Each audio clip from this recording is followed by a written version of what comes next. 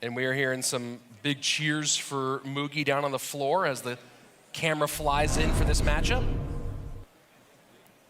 No big surprises here. There are many more fans of Mugi besides my co-host here and his roommate. Right there, Arden getting very aggressive, going in with a Hog Ice Spirit, going to be able to get one shot. Ardentoas, and great Tesla placement. I mean, he did not have a lot of elixir. If he had gotten predicted right there, that could have been very dangerous for him. So slight variations on Hog from these two players, assuming that Arden is also playing Earthquake. I feel like, Josh, we saw very little Tesla until this World Finals. Yeah, that's right. I mean, not afraid, even though he did lose already. He was part of that creation of the new meta. People understanding that maybe Tesla shouldn't be overlooked so much. Mighty Miner cycled in the back for Arden. We'll see if Mugi is also running a champion here for that 3-card cycle. As we know, a lot of the CRL meta has begun. Oh, and a missed Tesla out of Ardentoas, snowball in, and 2 games in a row where Hog Riders slide on through for a ton of damage. Yeah, and we see it right there. This is the reason why some of these pro players do not run the Tesla. It is a hard card to place down. To not make a mistake in 5 minutes is actually a challenge for a lot of players. And right there, we're already seeing it. 1 minute into the game, we see the first misclick of the day, the real first misclick of the day. And so, as we were talking about, Mugi going more with the Evo meta, not playing a champion in this deck. Whereas Ardentoas trying to get that 3-card cycle. Thoughts on, barring this Tesla mistake we saw earlier, thoughts on how these two decks match up? Yeah, that's right. Mugi, I mean, it's just so hard to be able to decipher what the matchup should be just because of that one mistake. Ardentoas, just the fact that he's running the Goblins should have been able to create a lot of pressure because you can't log it down with the snowball, obviously. And instead, we don't really get to see that anymore. Hog to the right-hand side should get one despite the skeletons, and it does. Evo Firecracker out for Ardentoas, and we'll see if he can defend against this Hog and keep that Firecracker up to create some opposite lane pressure. Yeah, and this regular Firecracker actually putting in a lot of work. The Evo Firecracker was not able to get those shots on top of the regular one. And right now, double Firecracker down on the right lane. Ardentoas trying to set up a push, but to no avail so far, especially with that great Tesla placement once again. And you saw the Ice Spirit nearly making enough room for the Firecracker Evolved to stay alive, but you just can't pull the fast ones on Mugi. Yeah, and right now, Mugi not worried about the right lane. Left lane is going to be the more important one to worry about. Mugi just trying to set himself up so that way he can go with the Earthquake Snowball cycle on top of the tower. Maybe create a little bit of pressure with the Hog, but at this point, he's really just trying to get chipped from those Earthquakes. And you can see that right there, not even worrying about trying to get the Earthquake onto the Tesla is Mugi, and now we see 2 Firecrackers behind a Hog on the right-hand side. Tesla with the Ice Spirit trying to take something out, and this Hog trying to sneak by, but already too much damage on the board to get it anywhere near that right-hand tower. Yeah, and that one Firecracker getting just a little bit of chip damage tonight, not able to get the shot. So because of the health and how, I mean, we're seeing good pushes from Arden. We love to see him give himself a chance. That's exactly what you need to do at these World Finals. Well, that's the big problem here, Josh, is with that Tesla mistake earlier, he didn't really give himself the chance that he needed. This is a match that feels like, from what we're seeing right now, would have been a lot closer had we not had that one misplacement. Yeah, and that's all it takes at the World Finals. I mean, Arden, even at the very end, he's still making great plays, trying to go the Hog in the back, cycling the Firecrackers, but it's just not going to matter. 330 HP is the real number you have to be looking at. 5 elixir, I mean, we're just...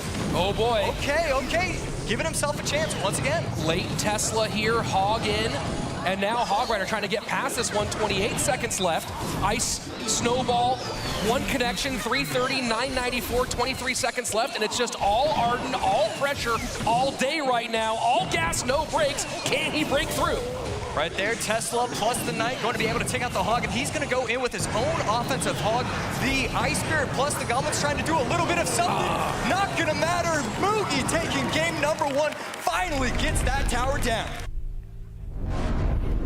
And here we go, jumping into the action.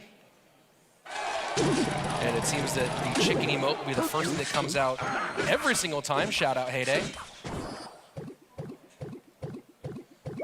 So Lumberjack for Arden against a minor cycle variant for Mugi.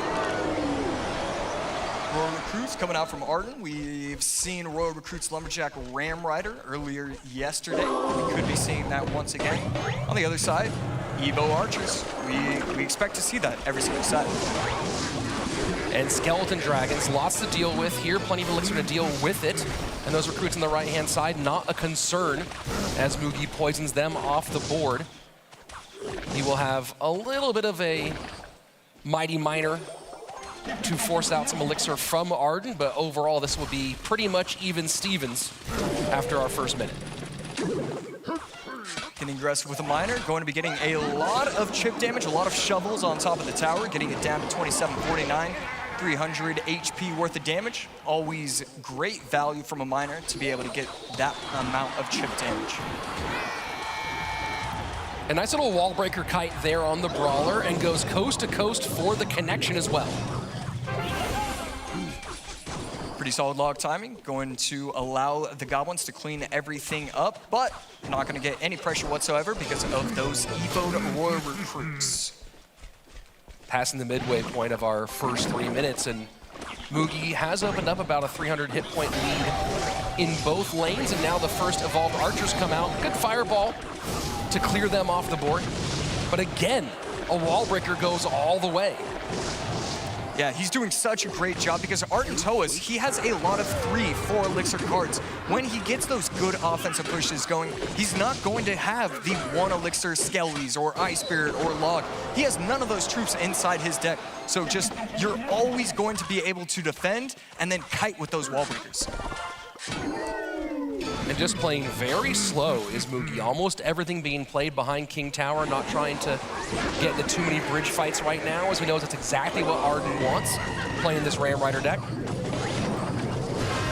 Poison just going to miss the Mother Witch. Great placement right there, and Ardentoas is going to be using that Ram Rider deck. Archers should be able to take everything out nicely, even with the help of the arrows. That is just great defense. One shot from the Royal Recruit, but that's okay.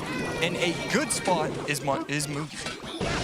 And Cage gonna pick up those wall breakers, and it seems like Arden is feeling the pressure to use those spells offensively, including the arrows, not giving him that option on defense against these wall breaker pushes. Yeah, Mugi having no problems whatsoever on defense, even with the help of the spells on offense from Ardentoas, doing a great job just making sure that he has enough elixir. Beautiful activation of the ability, and that's going to be a Ram Rider push that is going to be going down easily. And you see the fireball coming in for the evolved archer, for the bomb tower, just cannot do enough. And now arrows go left, which means the miner and these goblins go to the right easily. Mother Witch should go down. She does turn some piggies, but that's easy to deal with for Mugi. Yeah, because of the miner in the back, Ardentoas was faced with the decision, where can he place the Mother Witch where it's not going to start targeting onto the miner instead of the goblins. And because of that, Mugi was able to take out the Mother Witch, no problem whatsoever. And there we go, finally some decent fireball value for Arden as he gets 1 archer and the wall breakers, but again, stretching him thin is the 2021 champion. 832 on the right-hand side, courtesy of those minor hits. Yeah, right here, Lumberjack going to come down the lane, not going to go in with the Ram Rider, just going to try and set up with a little bit of a push. It's going to be a little bit dangerous. This is a good push, but it's countered very, very easily. My mistake, Mugi. I was going to say, now we start to have an elixir advantage here for Arden, which he has not had very much. And here in triple elixir, this is where he can create some real danger, as he was up about 5 when he played those evolved recruits. Yeah, Evo Archers cycled in the back. Goblins to take out the right side with the help of the Mighty Miner.